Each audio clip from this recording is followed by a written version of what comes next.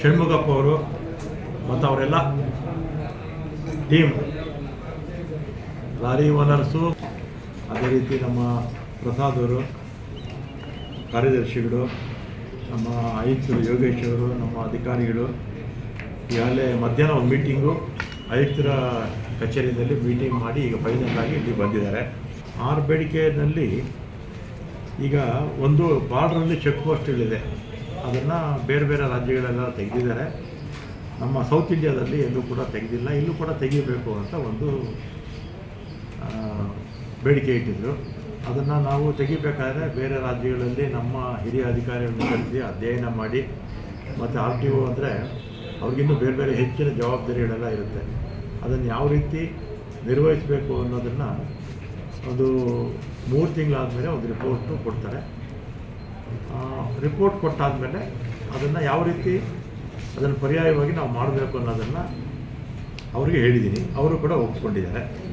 ಮತ್ತು no entry ಬಗ್ಗೆ ಬೆಳಿಗ್ಗೆ ಹೊತ್ತು ಪೀಕ್ ಅವರ್ಸಲ್ಲಿ ಪೊಲೀಸ್ ಇಲಾಖೆಯವರು ಟ್ರಾಫಿಕ್ ದೃಷ್ಟಿಯಿಂದ ಟೈಮಿಂಗ್ಸು ಮಾಡಿದ್ದಾರೆ. ಅದನ್ನು ಸ್ವಲ್ಪ ಬದಲಾವಣೆ ಮಾಡಿ ಅಂತ ಕೇಳ್ತಾರೆ, ಅದನ್ನು ಮಾತಾಡ್ತೀನಿ ಪೊಲೀಸ್ ಆಯುಕ್ತರು, ಮತ್ತು ಅವರು ಕೂಡ ಕರಿತೀವಿ. ಮತ್ತು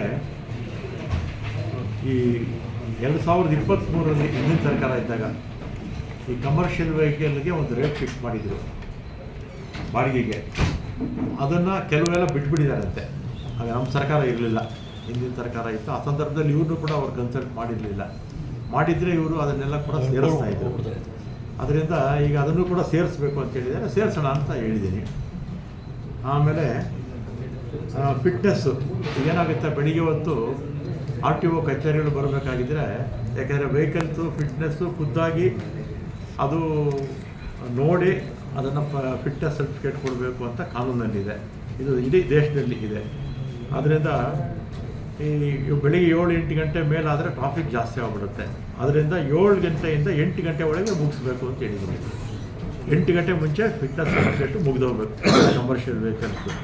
ಆಮೇಲೆ ಟ್ರ್ಯಾಕ್ಟರ್ಸು, ಇಲ್ಲಿ ಬೆಂಗಳೂರಲ್ಲಿ ವ್ಯವಸಾಯಕ್ಕೆ ಅಂತ ಟ್ರ್ಯಾಕ್ಟರ್ ತೊಗೊಂಡು ಇಲ್ಲಿ ಬಂದು ಕಮರ್ಷಿಯಲ್ ಆಗಿ ಓಡಿಸ್ತಾ ಇದ್ದಾರೆ ಅಂತ ಹೇಳ್ತಾರೆ. ಮತ್ತು ಬಹುತೇಕ ಈ ಡಬ್ರೀಸ್ ಎಲ್ಲ ತಗೊಂಡೋಗಿ ರಸ್ತೆಗಳನ್ನೆಲ್ಲ ಹಾಕೋದಿವ್ರೆ. ಅದರಲ್ಲಿ ಬೆಂಗಳೂರಲ್ಲಿ ಕಮರ್ಷಿಯಲ್ ತೊಗೊಂಡಿರ್ತಕ್ಕಂಥ ಟ್ರ್ಯಾಕ್ಟರ್ ಇದ್ದರೆ ಇರಲಿ, ಅಗ್ರಿಕಲ್ಚರಲ್ ಪರ್ಮಿಟ್ ತೊಗೊಂಡು ಯಾರು ವಾಹನ ಓಡಿಸ್ತಾ ಇರ್ತಾರೆ ಅದನ್ನು ನಿಷೇಧ ಮಾಡಬೇಕು ಅಂತ ಹೇಳಿದರೆ ಅದನ್ನು ಕೂಡ ಮಾಡಿ ಅಂತ ಹೇಳಿದ್ದೀನಿ. ಆಮೇಲೆ ಈ ಆನ್ಲೈನಲ್ಲಿ ಈ ಪೆನಾಲ್ಟಿ ಕಟ್ಟೋದು, ಈಗ ಬೇರೆ ಬೇರೆ ರಾಜ್ಯಗಳಲ್ಲಿ ಅವ್ರು ಬಂದು ಇಲ್ಲೇ ಖುದ್ದಾಗಿ ಕಟ್ಟೋಕ್ಕಾಗಲ್ಲ, ಆನ್ಲೈನಲ್ಲಿ ಕಟ್ತೀವಿ ಅಂತ ಹೇಳ್ತಾರೆ. ಅದನ್ನು ಸಿಸ್ಟಮ್ ರೆಡಿ ಮಾಡಿ ಅಂತ ಹೇಳಿದ್ದೀನಿ. ಆಮೇಲೆ ಈ ಪೊಲೀಸ್ ಇಲಾಖೆಯಲ್ಲಿ ಭಾಳ ವರ್ಷಗಳಿಂದ ಕೂಡ ಈ ಪೆನಾಲ್ಟೀಸು ಕಟ್ಟಿರಲಿಲ್ಲ, ಕೋಟಿಗಟ್ಟಲೆ ಹಣ ಕಟ್ಟಿರಲಿಲ್ಲ. ಒಂದು 2 ವರ್ಷಕ್ಕೆ ಮುಂಚೆನೋ 3 ವರ್ಷಕ್ಕೆ ಮುಂಚೆನೋ 50%ಗೆ ರೆಡ್ಯೂಸ್ ಮಾಡಿ 1 ಟೈಮ್ ಅಂತ ಅವ್ರಿಗೆ ಅವಕಾಶ ಮಾಡಿಕೊಟ್ರು. ಅದೇ ರೀತಿ ನಮಗೂ ಮಾಡಿಕೊಡಿ ಅಂತ ಹೇಳಿದ್ದಾರೆ. ನಾನು ಅದನ್ನು ಮುಖ್ಯಮಂತ್ರಿಗಳ ಗಮನಕ್ಕೆ ತಂದು ಹಣಕಾಸು ಇಲಾಖೆಯ ಪರ್ಮಿಷನ್ ತೊಗೊಂಡು ಆಮೇಲೆ ಕ್ಯಾಬಿನೆಟ್ಗೂ ಹೋಗಬೇಕಾಗ್ಬೋದು, ಅದು ಹಣಕಾಸು ಮಂತ್ರಿಗಳಿಗೆ ಹೋಗಬೇಕಾಗ್ಬೋದು, ಇದನ್ನು ಕೂಡ ಮಾಡ್ತೀವಿ. ಆಮೇಲೆ ಫಿಟ್ನೆಸ್ ಫೀಸ್ 13,000 ಹಳೆ ಗಾಡಿದು ಕೇಂದ್ರ ಸರ್ಕಾರ ಈಗ ಡ್ರಾಫ್ಟ್ ನೋಟಿಫಿಕೇಶನ್ ಮಾಡಿದ್ದಾರೆ. ಕೇಂದ್ರ ಸರ್ಕಾರ ನೋಟಿಫಿಕೇಶನ್ ನಾವು ಮಾಡಿಲ್ಲ, ನಾವು ಮಾಡಿರ್ತಕ್ಕಂಥ ಅಲ್ಲ, ಅದು ಕೇಂದ್ರ ಸರ್ಕಾರ ಮಾಡಿರ್ತಕ್ಕಂಥದ್ದು. ಈಗಲೇ ಡ್ರಾಫ್ಟ್ ಸ್ಟೇಜಲ್ಲೇ ನೀವು ಅಸೋಸಿಯೇಷನ್ ಅವರು ಈ ರೀತಿ ಜಾಸ್ತಿ ಮಾಡಿದ್ದೀರಾ, ಜಾಸ್ತಿ ಮಾಡಬಾರ್ದು ಅಂತ ನೀವು ಈಗಲೇ ಕೇಂದ್ರ ಸರ್ಕಾರಕ್ಕೆ, ಗಡ್ಕರಿ ಅವರಿಗೆ ನೀವು ಪತ್ರ ಬರೀರಿ, ನನಗೂ ಒಂದು ಪತ್ರ ಕಳಿಸಿ, ನಾನು ಅದನ್ನು ಫಾರ್ವರ್ಡ್ ಮಾಡ್ತೀನಿ ಕೇಂದ್ರ ಸರ್ಕಾರಕ್ಕೆ. ಈ ರೀತಿ ಲಾರಿ ಮಾಲೀಕರೆಲ್ಲ ಬಂದು ಈ ಥರ ಹೆಚ್ಚಾಗ್ತಾ ಇದೆ, ಅವರು ಬೇಡ ಅಂತ ಹೇಳ್ತಾ ಇದ್ದಾರೆ, ಬೇಡ ಅಂತ ಹೇಳಿದ್ರೆ ಕಡಿಮೆ ಮಾಡಿ ಅಂತ ಹೇಳ್ತಾ ಇರ್ತಾರೆ. ಅದರಿಂದ ಕನ್ಸಿಡರ್ ಮಾಡಿ ಅವರ ಬೇಡಿಕೆ ಏನಿದೆ ರೀಸನಬಲ್ ಇದೆ ಅಂತ ನಾನು ಕೂಡ ಗಡ್ಕರಿ ಅವರಿಗೆ ಪತ್ರ ಬರೀತೀನಿ. ಇನ್ನು ಉಳಿದ ವಿಚಾರ ಇನ್ನೊಂದು ಟೋಲ್ ಬಗ್ಗೆ, ಅದು ಮುಖ್ಯಮಂತ್ರಿಗಳ ಗಮನಕ್ಕೆ ತರ್ತೀವಿ. ಡೀಸೆಲ್ ಬಗ್ಗೆ, ಪೆಟ್ರೋಲ್ ಬಗ್ಗೆ ಅದು ಮೊನ್ನೆ ಮುಖ್ಯಮಂತ್ರಿಗಳ ಜೊತೆ ಚರ್ಚೆ ಕೂಡ ಆಗಿದೆ. ಮುಖ್ಯಮಂತ್ರಿಗಳು ಸ್ಪಷ್ಟವಾಗಿ ಉತ್ತರವನ್ನು ಕೂಡ ಕೊಟ್ಟಿದ್ದಾರೆ.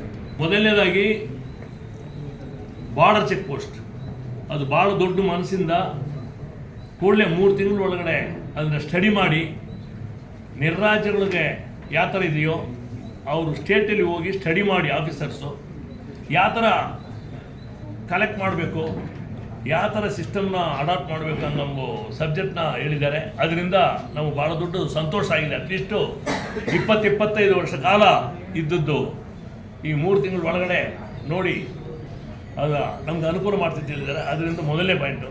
ಎರಡನೇದು, ಈ FC ಬರೋ ಗಾಡಿಗೆ 9 ವರ್ಷ 6 ವರ್ಷ 7 ವರ್ಷ ಗಾಡಿಗೆ 13,000 ರೂಪಾಯಿ ಕೇಂದ್ರ ಸರ್ಕಾರ ವಹಿಸಿದೆ. ಅದು ರಾಜ್ಯ ಸರ್ಕಾರ ಕೈಯಲ್ಲಿದೆ. ದಯವಿಟ್ಟು ಅದನ್ನು ಕೂಡಲೇ ಕಡಿಮೆ ಮಾಡುವಂತ ಕೇಳಿದ್ವಿ. ಪತ್ರ ಮೂಲಕ ಪ್ರಪೋಸಲ್ ಇದೆ. ಅದರಿಂದ ಈಗ ಅದನ್ನು ಇವಾಗ ಅಮೆಂಡ್ಮೆಂಟ್ ಮಾಡಿಲ್ಲ. ಕೇಂದ್ರ ಸರ್ಕಾರಕ್ಕೆ ನಾವೇ ಪತ್ರ ಬರೀತೀವಿ. ಅದರಿಂದ ಅಮೆಂಡ್ಮೆಂಟ್ ಮಾಡಿಲ್ಲ. ಇವಾಗ ಪತ್ರ ಬರೆದು ಅದರಿಂದ ತಿಳುವಳಿಕೆ ತೊಗೊಂಡ್ಬೇಕು ಮಾಡ್ತಿತ್ತು ಹೇಳಿದ್ದಾರೆ. ಎರಡನೇದು. ಮೂರನೇದು, ಡೀಸೆಲು 2023ನೇ ಇಸ್ವಿಯಲ್ಲಿ ಇದಕ್ಕೆ ಮುಂದಿರೋ ಸರ್ಕಾರ ಯದ್ವಾ ರೇಟ್ನೆಲ್ಲ ಫಿಕ್ಸ್ ಮಾಡಿಬಿಟ್ಟು ಹೋಗ್ಬಿಟ್ಟಿದ್ರು. ನಮಗೆ ರೇಟ್ ಫಿಕ್ಸೇಷನ್ ಮಾತ್ರ ಸಾಕು ನಮ್ಮ ಸಬ್ಜೆಕ್ಟು ಲಾಂಗ್ ಪೆಂಡಿಂಗ್ ಇತ್ತು. ಅದನ್ನು ಇನ್ನೊಂದು ಸಲ ಸ್ಟಡಿ ಮಾಡಿ ಆಯ್ತದ ಸಬ್ಜೆಕ್ಟ್ ಕೊಟ್ಟಿದ್ದಾರೆ. ಅದನ್ನು ಕೂಡಲೇ ಒಂದು 15 ದಿವಸದ ಒಳಗಡೆ ನಮ್ದು ಏನು ಕುಂತು ಬರ್ತಾ ಇದೆಯೋ ಈ ರೇಟ್ ಫಿಕ್ಸೇಷನ್ ಆಫ್ ರೇಟು ಬಂದುಬಿಟ್ರೆ ಭಾರತ ದೇಶದಲ್ಲಿ ಸುಮಾರು ಸ್ಟೇಟಲ್ಲಿದೆ, ಇಲ್ಲಿನೂ ಅದು ಮಾಡ್ತೀನಿ ಅಂತ ಹೇಳಿದ್ದಾರೆ. ಅದರಿಂದ ನಮಗೆ ಭಾಳ ದೊಡ್ಡ ಸಂತೋಷ ಆಗಿದೆ. ಲಾರಿ ಬಾಡಿಗೆ ಏನಾಗುತ್ತಂದರೆ ಹೆಂಗೆ ಆಟೋ ರಿಕ್ಷಾಗೆ, ಟ್ಯಾಕ್ಸಿಗೆ, ಓಲಾ ಓಬರ್ಗೆ ಹೆಂಗೆ ಫಿಕ್ಸ್ ಆಯಿತು ಅದು ಇದಕ್ಕೆ ಮುಂದೆ ಆರ್ಡ್ರ್ ಬಂದಿದೆ. ಈಗ ಅದು ಭಾಳ ತಡ ಆಗಿತ್ತು. ಅದು ಮಾಡಿದ್ದು ಸ್ವಲ್ಪ ಮೇಜರ್ ಪ್ರಾಬ್ಲಮ್ ಇದೆ. ಅವರು ಹಳೆ ಸರ್ಕಾರ ಮಾಡಿರಲಿಲ್ಲ. ಕೂಡಲೇ ಸಾಹೇಬ್ರ ಕೈಯಲ್ಲಿ ಕೊಟ್ಟಬೇಕು ಅದು ಮಾಡ್ತೀನಿ ಅಂತ ಹೇಳಿದ್ದಾರೆ. ಅದರಿಂದ ಅದಕ್ಕೆ ಭಾಳ ದೊಡ್ಡ ಧನ್ಯವಾದ ಅರ್ಪಿಸ್ತೀವಿ. ಅದ್ರ ಜೊತೆಗೆ ನೋ ಎಂಟ್ರಿ 5 ಗಂಟೆ ತುಂಬ ಗಾಡಿಗಳು ಬರೋಕ್ಕಾಗಲ್ಲ. ಅದು ಭಾಳ ದೊಡ್ಡ ಕಷ್ಟ ಇತ್ತು. ಅದಕ್ಕೆ ಕೂಡಲೇ ಪರಿಹಾರ ಹೇಳಿದ್ದಾರೆ. ಈ FCದು ಗಾಡಿಗಳದ್ದು ಭಾಳ ದೊಡ್ಡ ಹಿಂಸೆ ಇತ್ತು ನಮಗೆ. ಅದರಿಂದ ಸುಮಾರು 60 ಕಿಲೋಮೀಟ್ರು 70 ಕಿಲೋಮೀಟ್ರ್ ಬೆಳಗ್ಗೆ ಬರೋದು ಸಾಯಂಕಾಲ ಹೋಗೋದು ಟ್ರಾಫಿಕಲ್ಲಿತ್ತು. ಅದು ಅನುಕೂಲ ಮಾಡಿಕೊಟ್ಟಿದ್ದಾರೆ. ಆದ್ದರಿಂದ ಈ ಸ್ಟೇಟ್ ಟೋಲ್ ಸಬ್ಜೆಕ್ಟು ಮುಖ್ಯಮಂತ್ರಿಗಳು ನಾವು ನಿನ್ನೆ ಮನವಿ ಮಾಡಿದ್ದೀವಿ. ಅಟ್ಲೀಸ್ಟು ಅವಧಿ ಮುಗಿದ ಮೇಕೆ ಅದನ್ನು ಸರ್ಕಾರ ತಗೊಂಡು 40% ಕಲೆಕ್ಟ್ ಮಾಡೋದು, ಇಲ್ಲ ಅವಧಿ ಮುಗಿದ ಮೇಕೆ ಅವರು ಸ್ಟೇಕ್ ಹೋಲ್ಡರ್ ಕಲೆಕ್ಟ್ ಮಾಡಿದ ಮೇಲೆ ಅದನ್ನು ವಿಡ್ರಾ ಮಾಡೋದ್ರ ಬಗ್ಗೆ ಚರ್ಚೆ ಮಾಡೋಣ ಅಂತ ಹೇಳಿದ್ದಾರೆ. ನಿನ್ನೆ ಹೋಮ್ ಮಿನಿಸ್ಟರ್ ಸಾಹೇಬರು ಕೂಡ ಇತ್ತು. ಅವರಿಂದ ಅವ್ರ ಎದುರುಗಡೆ ಕೂಡ ಸಾಹೇಬರು ಮಾತಾಡಿ ಈ ಪೊಲೀಸ್ ಹರಾಸ್ಮೆಂಟ್ದ ಬಗ್ಗೆ, ನೋ ಎಂಟ್ರಿ ಬಗ್ಗೆ ಎಲ್ಲ ಚರ್ಚೆ ಮಾಡ್ತಿತ್ತು ಹೇಳಿದ್ದಾರೆ. ಅದರಿಂದ ನಾವು ಸಾಹೇಬ್ರಿಗೆ ಭಾಳ ದೊಡ್ಡ ಧನ್ಯವಾದ ಅರ್ಪಿಸ್ತೀವಿ. ಇನ್ನೊಂದು ಭಾಳ ಅನುಕೂಲವಾದ ಸಬ್ಜೆಕ್ಟ್ ಏನಂದರೆ 20,000 25,000 30,000 15 ವರ್ಷ ಕಾಲವಾಗಿ ಯಾರು ಮಾಡಿದವರ ಕೆಲಸ ಅದು ಆ DSA ಕೇಸು. ಅದರಿಂದ ಒಂದೊಂದು ತಿಂಗಳು 2 ತಿಂಗಳು 3 ತಿಂಗಳು ಗಾಡಿ ನಿಂತ್ಕೊಂಡ್ಬಿಡುತ್ತೆ. ಆದ್ದರಿಂದ DSA ಕೇಸನ್ನು ಕೂಡ ಅವರು 50% ಹೆಂಗಾರ ಮಾಡಬೇಕು ಅಂತ ಹೇಳಿದ್ವಿ.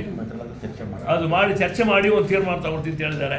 ಇಂಪಾರ್ಟೆಂಟ್ ಆಗಿ ಡಬ್ರೀಸ್ ಮಳೆ ಬಂದರೆ ಸಾಕು ಬೆಂಗಳೂರು ನಗರನೇ ತುಂಬ್ಕೊಂಡ್ಬಿಡುತ್ತೆ. ಅದಕ್ಕೆ ಕಾರಣ ನಾವಲ್ಲ. 30,000 ಟ್ರಾಕ್ಟ್ರು ಇಲ್ಲೀಗಲಾಗಿ ಬಂದು ಇಲ್ಲಿ ಮಾಡ್ತಾ ಇದ್ದಾರೆ. ಇದು ಹಲವಾರು ಸರ್ಕಾರ ಕೇಳಿದ್ದೀವಿ. 20 ವರ್ಷ ಸರ್ಕಾರ ಕೇಳಿ ಹೇಳಿ ಸಾಕಾಯ್ತು ನಮಗೆ. ಡಬ್ರೀಸ್ ತೊಗೊಂಡು 10 ಕಿಲೋಮೀಟ್ರು 50 ಕಿಲೋಮೀಟ್ರ್ ಆಚೆ ತೊಗೊಂಡು ಹೋಗ್ತೀವಿ, ಇಲ್ಲ ಮನೆ ಫಿಲ್ ಮಾಡ್ತೀವಿ. ಆದರೆ ಈ ಟ್ರ್ಯಾಕ್ಟರ್ನವರು ಅಲ್ಲೇ ಆಗ್ಬಿಡ್ತಾರೆ ಅಂತ ಹೇಳಿದ ಕಾರಣ ಸರ್ಕಾರಕ್ಕೆ ಟ್ಯಾಕ್ಸೇ ಕಟ್ಟೋದಿಲ್ಲ ಅವರು. ಹಂಗಿರುವಾಗ ನಾವು ಟ್ಯಾಕ್ಸ್ ಕಟ್ಟುವಾಗ ಅವ್ರು ಟ್ಯಾಕ್ಸ್ ಕಟ್ಟಲ್ಲ ಅಂತ ಹೇಳಿದ್ವಿ. ಅದನ್ನು ಕೂಡಲೇ ಸಾಹೇಬರು ಆ್ಯಕ್ಷನ್ ತೊಗೊಳ್ಳಿ ಹೇಳಿದ್ದಾರೆ. ಅದರಿಂದ ನಾವು ಇಡೀ ಸ್ಟೇಟ್ ಡಿಸ್ಟಿಕ್ ತಾಲೂಕಿಂದ ಎಲ್ಲ ಬಂದಿದ್ದಾರೆ ಅವ್ರ ಪರವಾಗಿನೂ. ಅದೇ ಥರ ಸೆಕ್ರೆಟರಿ ಸಾಹೇಬ್ಗೆ, ಆಯ್ತನಿಗೆ, ಎಲ್ಲರಿಗೆ ಭಾಳ ದೊಡ್ಡ ಧನ್ಯವಾದ ಅರ್ಪಿಸ್ತೀವಿ. ನಮಸ್ಕಾರ. ಇವತ್ತಿಂದನೇ ಈ ಟೈಮಿನೇ ವಾಪಸ್ ತೊಗೊಳ್ತೀವಿ.